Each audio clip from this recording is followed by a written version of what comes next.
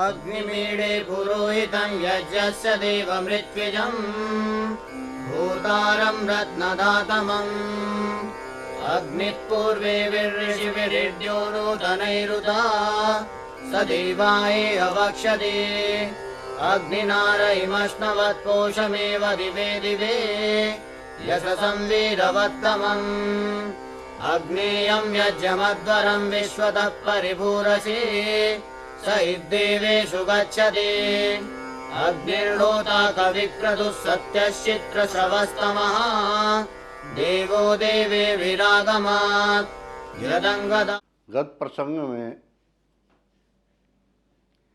मैं बता रहा था कि वेदों में दो प्रकार की आज्ञाएं हैं, यह करो यह न करो। तो जिसको वेद करने के लिए कहता है उसको करना, और जिसको न करने के लिए कहता है उसको न करना,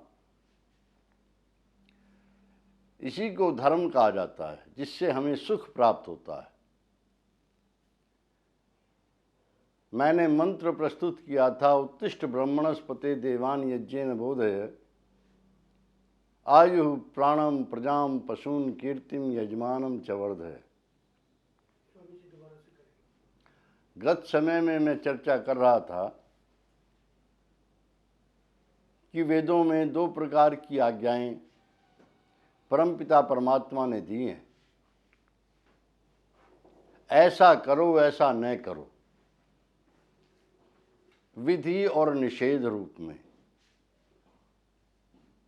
जिनको वेद करने के लिए कहता है उनको करना, और जिनको न करने के लिए कहता है उनको न करना, इसी को शास्त्रों ने धर्म कहा है। इसीलिए कहा गया वेद है अखिलो धर्म मूलम, अखिल धर्म का मूल वेद है। लाभ क्या होता है और जिसको वेद न करने के लिए कहता है उसको करने से हानि क्या होती है, इसी को मैं गत प्रसंग में समझाने का प्रयास कर रहा था एक मंत्र के माध्यम से। मंत्र को पुनः दोहरा देता हूँ। उत्तिष्ठ ब्रह्मणस्पते देवान यज्ञेन बोधय आयु प्राणम प्रजाम पशून कीर्तिम यजमानम च वर्धय। वेद की रक्षा करने वालों उठो, देवताओं को यज्ञ के द्वारा जगाओ। उससे क्या होगा? आयु प्राणम प्रजाम पशून कीर्तिम यजमानम च वर्धय। इतनी सारी चीजें आप बढ़ाओ। मैंने बताया था कि 5 प्रकार के यज्ञ हर मनुष्य को नित्य प्रति करने चाहिए, जिनमें पहला यज्ञ ब्रह्म यज्ञ है, दूसरा यज्ञ देव यज्ञ है। इस प्रसंग को आगे बढ़ाने से पूर्व कुछ जिज्ञासुओं ने जिज्ञासाएं व्यक्त की हैं, उनका उत्तर देना मैं अपना धर्म समझता हूं। पहली जिज्ञासा ये कि मैंने गत प्रसंग में कहा, और मेरी दृढ़ मान्यता है, शास्त्रों की भी दृढ़ मान्यता है कि वेद 4 हैं। जिज्ञासु ने प्रश्न किया कि हमने सुना है कि वेद तो 1131 हैं, आप बता रहे हैं कि 4 हैं। सो मन में संशय उत्पन्न हो गया, आपकी बात उचित है या जिनसे हमने सुना था उनकी बात उचित है? सो भाई ये 1131 और 4 का क्या झमेला है, इसको जरा ठीक से समझो। चारों वेदों में, उपनिषदों में, ब्राह्मण ग्रंथों में, सब जगह 4 ही वेद बताए गए, और उनके नाम ऋग्वेद, यजुर्वेद, सामवेद और अथर्ववेद बताए गए। तस्मात् यज्ञात् सर्वभूत ऋचो सामान्य यज्ञ छंदांसी यज्ञ तस्मात् युष तस्मात् अजायत। ये यजुर्वेद का मंत्र मैंने गत प्रसंग में भी प्रस्तुत किया था। उपनिषदों में तो स्थल स्थल पर चारों वेदों का नाम आया है। निरुक्तकार ने भी 4 ही वेद माने। फिर ये 1131 क्या है? यथार्थ ये है कि वेद मंत्र संहिता 4 ही हैं। 1127 उनकी शाखाएं हैं। शाखाओं से तात्पर्य उनका अलग हो जाना नहीं है, या 4 वेदों से अतिरिक्त अन्य वेद बन जाना नहीं है। फिर शाखाएं क्या हैं? वे शाखाएं इन चारों वेदों की ही हैं। जैसे ऋग्वेद के 10,589 मंत्र हैं, मंत्र संख्या इतनी ही है, और परमात्मा ने इन मंत्रों का ही ज्ञान दिया। किंतु हम देखते हैं वेदों में मंडल हैं, अध्याय हैं, अनुवाक हैं, सूक्त हैं। ये सब के सब ऋषियों के द्वारा संकलित किए गए मंत्रों को इनमें आबद्ध किया गया है, और इसी का नाम शाखा है। इन 10,589 मंत्रों को अलग अलग प्रकार से संकलित कर दिया गया। मंत्र संख्या न घटी है न बढ़ी है। उदाहरण के रूप में मैं आपको बताता हूं, जैसे मकान के अंदर जो सामान रखा है, उस सामान में कोई नया सामान न जोड़ करके उसी को कभी किसी प्रकार से व्यवस्थित कर देना, कभी किसी प्रकार से व्यवस्थित कर देना, सामान उतना ही है। ऐसे ही मंत्र तो उतने ही हैं। ऋग्वेद के 10,589, यजुर्वेद के 1975, सामवेद के 1875 और अथर्ववेद के 6,000 के लगभग मंत्र हैं। 5,989 शायद हैं। तो इन सब मंत्रों की संख्या बराबर है, उतनी ही है, न घटी है न बढ़ी है। इनको अलग अलग प्रकार से संकलित कर दिया गया। और देखो, शाखाएं हर वेद की अलग हैं। ऐसा नहीं है कि ऋग्वेद की शाखाओं में यजुर्वेद को सम्मिलित कर दिया गया हो, यजुर्वेद की शाखाओं में दूसरे मंत्र वेदों को सम्मिलित कर दिया गया हो। ऐसा नहीं। तो ये जो वेदों की शाखाएं हैं, ये उनके विभिन्न प्रकार से संकलन हैं, जिनमें से बहुत सारी शाखाएं लुप्त हैं, थोड़ी बहुत शाखाएं उपलब्ध हुई हैं, जो आज हमारे सामने प्रस्तुत हैं। लेकिन इससे भ्रमित नहीं होना चाहिए। वेद 4 ही हैं, और उन चारों में जो मंत्र संख्याएं हैं वो भी उतनी ही निश्चित हैं, क्योंकि हर वेद के एक एक पद को गणना करके ऋषियों ने संकलित कर दिया, जिससे कि कोई मिलावट इनके अंदर न कर सके। दूसरी बात मेरे सामने आई है, एक सज्जन ने बड़ा विचित्र प्रश्न किया। वो कह रहे हैं कि आप वेदों की बात करते हैं, वेद तो है ही नहीं, हमारे महाराज जी ने तो बताया कि वेद तो वास्तव में गुम हैं, उनका कहीं अता पता नहीं। ये जो वेदों के नाम से कहा जा रहा है ये तो सब बनावटी हैं। भाई जिन सज्जन ने ये कहा है उनसे आप प्रमाण मांग लेते और उन प्रमाणों को मेरे सामने आप प्रस्तुत करते तो बड़ा अच्छा होता, किंतु हमारे तो सारे ही साहित्य में, रामायण में भी, महाभारत में भी और परंपरा से वेदों को स्मरण करके, कंठस्थ करके सुरक्षित रखने का विधान चला आ रहा है। आज भी भारत में सैकड़ों लोग वेद पाठी ऐसे हैं जिनको वेद कंठस्थ हैं परंपरा से, आज नहीं, परंपरा से। उनके माता पिता ने उनको कंठस्थ कराया, उनको उनके माता पिता ने कराया थे, परंपरा चली आ रही है। उनसे पूछो, वे कहते हैं कि हाँ यही मंत्र हैं जो इन वेदों में लिखे हुए हैं।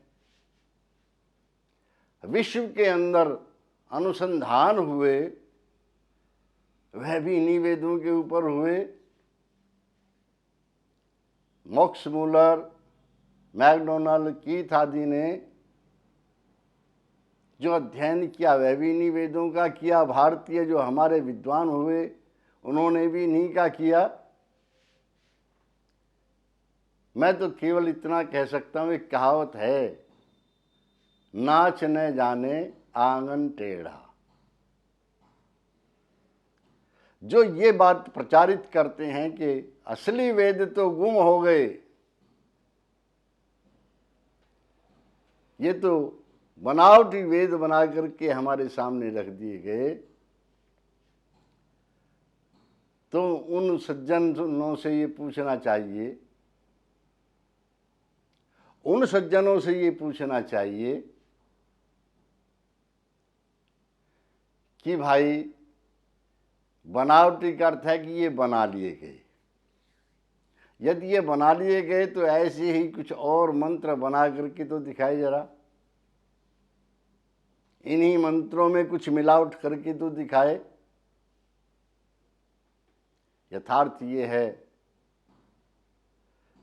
कि इन वेदों को स्वीकार कर लेने पर बहुत सारे लोगों की धर्म के नाम पर जो दुकानें चल रही हैं वो दुकानें बंद हो जाएंगी। भाई ये है,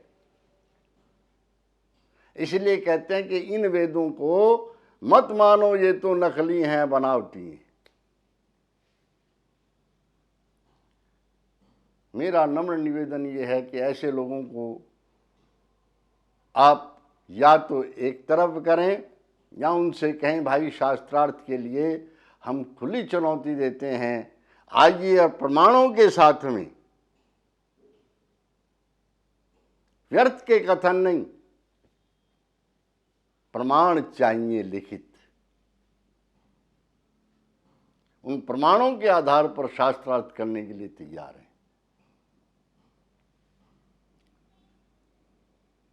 सो प्रसंग पर फिर आता हूं।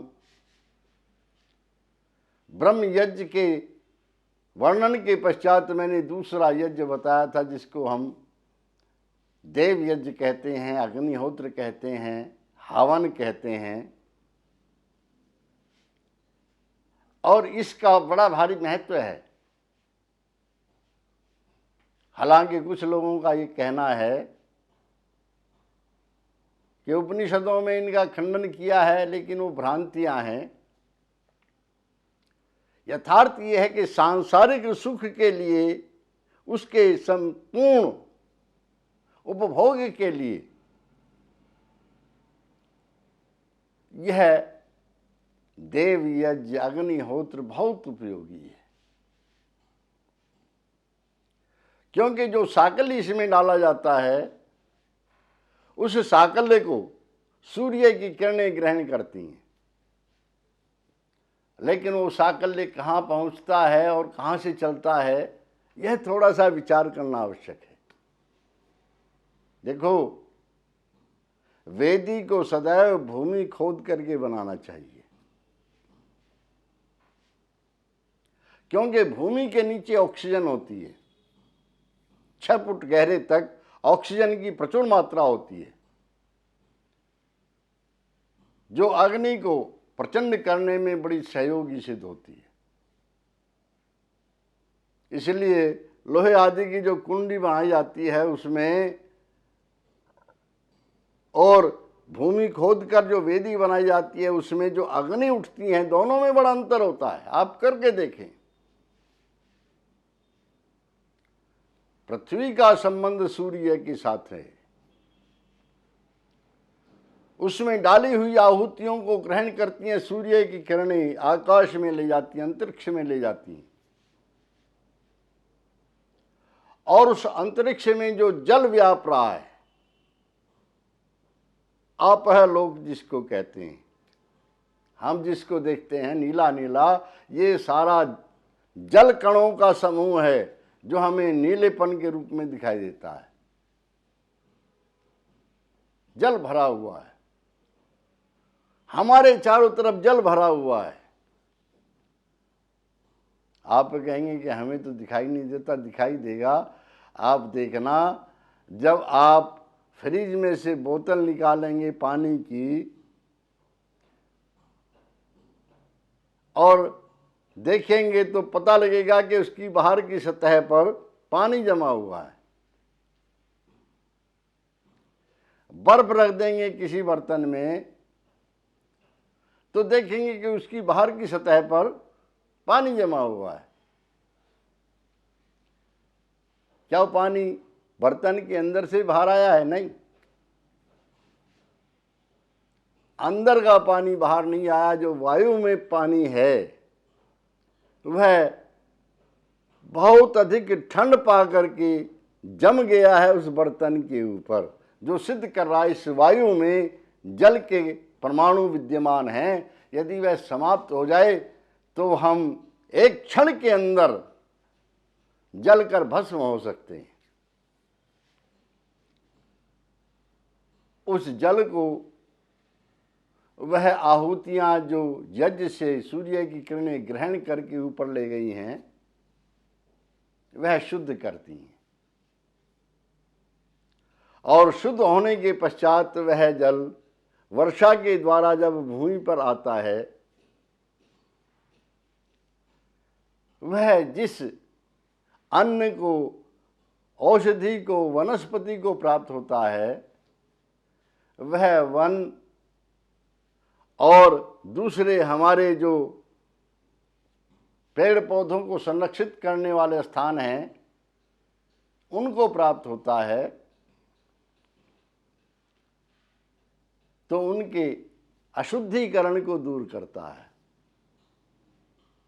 और उन्हें शुद्ध बनाता है, अन्न के अंदर शुद्धता लाता है। वही शुद्ध हुआ अन्न हम ग्रहण करते हैं, उससे हमारे विचार शुद्ध होते हैं। बहुत पुरानी कहावत है, जैसा खाए अन्न वैसा हो जाए मन। हम जैसा अन्न खाते हैं, दूषित अन्न खाने से हमारे विचार दूषित होते हैं, शुद्ध अन्न खाने से हमारे विचार शुद्ध होते हैं। और उसका परिणाम ये होता है कि समाज के अंदर वैमनस्य की भावना समाप्त होती है, रोग समाप्त होते हैं, वह छल कपट आदि ये जो हमारे मन के विकार हैं ये समाप्त होते हैं। अच्छा समाज किसको कहा जाता है, मैं आपसे पूछना चाहता हूँ। आप सभी कहेंगे जिस समाज के लोगों के विचार अच्छे हैं वह समाज अच्छा है। जिस समाज के लोगों के विचार अच्छे नहीं हैं वह समाज भी अच्छा नहीं माना जाता है। विचारों का अच्छा होना या अच्छा न होना निर्भर करता है हमारे द्वारा ग्रहण किए गए अन्न पर। और अन्न का अच्छा होना या बुरा होना निर्भर करता है जिस जल से वह फला फूला है, उत्पन्न हुआ है, उस जल का अच्छा और बुरा होना। और उस जल का अच्छा और बुरा होना निर्भर करता है इस अग्निहोत्र पर, यज्ञ पर, जिसे हम देव यज्ञ कहते हैं। कई लोग कहते हैं जी मैं करता हूँ, ये करते हैं, वो करते हैं। 1 लाख 2 लाख की जनसंख्या में 10 आदमी यज्ञ करते हैं, वह भी 10-10 ग्राम घी से, 20-20 ग्राम घी से। और आप यह विचार करें सारा वातावरण शुद्ध हो जाएगा, यह तो व्यर्थ की कल्पना है। 1 लाख घर हैं तो 1 लाख घरों में से हर घर में कम से कम 32 आहुतियां तो पड़ें। हर आहुति में 5 ग्राम घी। 5 ग्राम घी का तात्पर्य हो गया कि 150 ग्राम के लगभग, 160 ग्राम के लगभग घी एक घर में पड़े। तो आप कल्पना करें 100 या 1 लाख घरों में से कितने घी की आहुतियां इस अंतरिक्ष में जाएंगी, कितनी सामग्री की आहुतियां जाएंगी। तब आप कहें कि वातावरण शुद्ध नहीं हुआ तो इस यज्ञ का कोई चमत्कार नहीं। जब तक हमारे देश में यज्ञ की परंपरा चलती रही, हर व्यक्ति के लिए यज्ञ अनिवार्य रहा, तब तक यह देश हर प्रकार से संपन्न रहा। हर प्रकार से यहाँ हर घर से खुशियों की बौछारें होती रही, हर व्यक्ति यहाँ प्रसन्न रहा। और ऐसे ही देश को देखने के लिए दुनिया के लोग लालायित रहे। आज भी उसी इतिहास को सामने रख कर के लोग भारत की तरफ को बढ़ते हैं।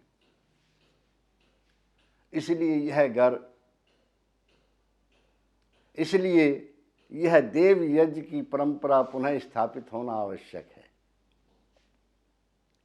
इसके संदर्भ में एक बात मैं अवश्य बताना चाहता हूं। केवल हम वेदी बना करके, अग्नि प्रज्वलित करके उसमें घी और सामग्री छोड़ दें, स्वाहा शब्द का प्रयोग केवल वाणी से कर दें, यह यज्ञ नहीं होता है। ठीक है, आपने अच्छा कार्य किया, सुगंधित, रोगनाशक, शक्तिवर्धक, सुगंधि कारक पदार्थ आपने अग्नि में डाले, जल और वायु शुद्ध होगा। लेकिन जो आकाश का प्रदूषण है, जो शब्द के द्वारा दूर होता है, उसको तो आपने कुछ भी नहीं दिया। कहते हैं वह शब्द कैसा, वह शब्द भी शुद्ध होना चाहिए। शब्द के शुद्ध होने से क्या तात्पर्य है? आपके उस स्थान के अंदर शुद्धि होनी चाहिए जहां से शब्द उत्पन्न होता है। चत्वारि श्रृंगा त्रयोस्य पादा द्वयशीर्षे सप्तहस्तांशोस्य। कितना सुंदर वेद ने वर्णन किया शब्द का। नाम, आख्यात, उपसर्ग और निपात, ये शब्द के 4 रूप हैं। चत्वारि श्रृंगा, त्रयोस्य पादा, 3 स्थानों पर यह उत्पन्न होता है, हृदय में, कंठ में और मस्तिष्क में। इसके अंदर परा और अपरा विद्या या सरस्वती और ईड़ा, सरसता और निरस्ता, यह 2 इसके सिर हैं। और सप्त हस्तांशोस्य, 7 इसकी विभक्ति हैं। तो यह जो शब्द है यह हृदय में, कंठ में और मस्तिष्क में उत्पन्न होता है। तो आपका हृदय शुद्ध होना चाहिए। कब होना चाहिए? एक बड़ा सुंदर आख्यान आता है। एक बार कहते हैं महाराज जनक ने यज्ञ किया। उस यज्ञ में बहुत सारे यज्ञ के जो पारंगत ऋषि मुनि थे उन सबको आमंत्रित किया, लेकिन महर्षि उद्दालक को बुलाया ही नहीं। जब सारे ऋषि मुनि लोग जा रहे थे यज्ञ में सम्मिलित होने के लिए, तो उनमें से कुछ महर्षि उद्दालक को मिल गए। उन्होंने पूछा, आप लोग कहाँ जा रहे हैं? उन्होंने कहा कि महाराज जनक ने बहुत बड़ा यज्ञ का आयोजन किया है, उस यज्ञ में सम्मिलित होने जा रहे हैं। यह बात सुनकर के महर्षि उद्दालक चौंक गए, क्योंकि महाराज जनक तो उनके परिचित थे। और आप सब जरा अनुभव करें इस चीज को, कोई आपका परिचित कोई आयोजन करे और उस आयोजन में आपको न बुलाए, आपको कैसा लगेगा? महर्षि उद्दालक सोचने लगे कि महाराज जनक ने मुझे निमंत्रित क्यों नहीं किया। अवश्य कोई कारण है, या तो मुझे योग्य नहीं समझते हैं या मुझसे वो रुष्ट हैं। कारण को तो जानना चाहिए। महर्षि उद्दालक उन मुनियों के साथ चल पड़े। जब मिथिलापुरी में पहुंचे, महाराज जनक को पता लगा कि उद्दालक मुनि आ गए। महाराज जनक को पता लगा कि उद्दालक मुनि आए हैं। अपनी भूल पर पश्चाताप हुआ। अरे, सबको मैंने आमंत्रित कर दिया और उद्दालक मुनि को बुलाना भूल गया। लेकिन तभी विचार किया, चलकर क्षमा मांग लेता हूं। आगे बढ़कर के स्वागत किया और कहा, आपका स्वागत है, पधारिए। महर्षि उद्दालक ने कहा कि महाराज, हम आपके यहाँ पधारने के लिए नहीं आए, हम तो केवल आपसे यह जानना चाहते हैं कि आपने सबको निमंत्रित किया अपने यज्ञ में, मुझे निमंत्रित नहीं किया। क्यों? क्या मैं अयोग्य हूं या आप मेरी किसी बात से रुष्ट हैं? महाराज जनक ने हाथ जोड़ करके कहा, न आप अयोग्य हैं। अग्निमीडे पुरोहितं यज्ञस्य देवमृत्विजम् भूतारं रत्नदातमम् अग्निपूर्वे ऋषिभिर्यो नूतनैरुता स देवाय अवक्षते अग्निनारहिमश्नवत्पोषमेव दिवे दिवे यशसं वीरवत्तमम् अग्नेयं यज्ञमध्वरं विश्वतः परिभूरसि स इद्देवेषु गच्छति अग्निर्होता कविक्रतुः सत्यश्चित्रश्रवस्तमः देवो देवेभिरागमात् यदङ्गदाशुषे त्वमग्ने भद्रं करिष्यसि तवेतत् सत्यमङ्गिरः उपत्वाग्ने दिवे।